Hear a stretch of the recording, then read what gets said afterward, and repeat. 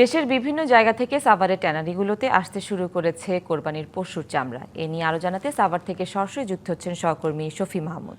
শফি, ট্যানারিগুলোতে চামড়ার আমদানি কেমন দেখছেন, কি বলছেন ট্যানারি সংশ্লিষ্টরা, জানাবেন। এই যে ট্যানারি শিল্পনগরী রয়েছে, এই শিল্পনগরীতে যে কারখানাগুলো রয়েছে তারা কিন্তু সবাই আসলে কাঁচা চামড়া এখানে সংরক্ষণের জন্য নিয়ে আসেন না। কিছু কারখানা রয়েছেন যারা সরাসরি ঈদের দিন এই কাঁচা চামড়াগুলো সংগ্রহ করে এখানে আনেন এবং আনার পর তারা সেই চামড়াগুলো লবণজাত করে সংরক্ষণ করেন। এখানে এই মুহূর্তে আমরা যে ট্যানারির কারখানায় রয়েছি সেই কারখানায় কিন্তু আমরা দেখতে পাচ্ছি যে তারা কাঁচা চামড়াগুলো কিনেছেন এবং এখানে যারা আসছেন আমরা কথা বলেছি, এখানে চামড়া নিয়ে আসছেন মূলত অল্প কিছু মৌসুমী ব্যবসায়ী, তবে বেশিরভাগই হচ্ছে বিভিন্ন রাঁধুনি মেজবানি মাংসে মশলা থাকলে আসল মেজবানি রান্না কোনো ব্যাপারই না।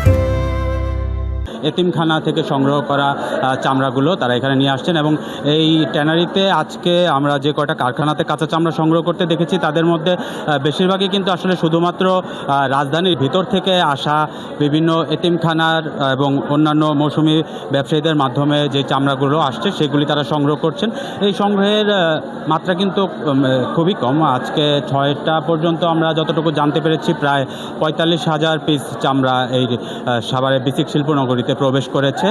তো এই অবস্থায় এখানে যে কর্মব্যস্ত সময় চলছে সেটি পার করছেন এবং আজকে এবং যেহেতু ঈদের দ্বিতীয় দিনও কাঁচা চামড়াগুলো অনেকেই কুরবানি করে থাকেন, সেই জন্য এই 2 দিন কাঁচা চামড়া সংগ্রহ করেন এই সংশ্লিষ্ট যে কারখানাগুলো তারা।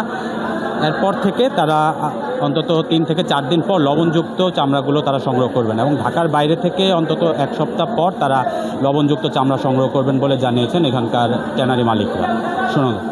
শফি, ধন্যবাদ আপনাকে।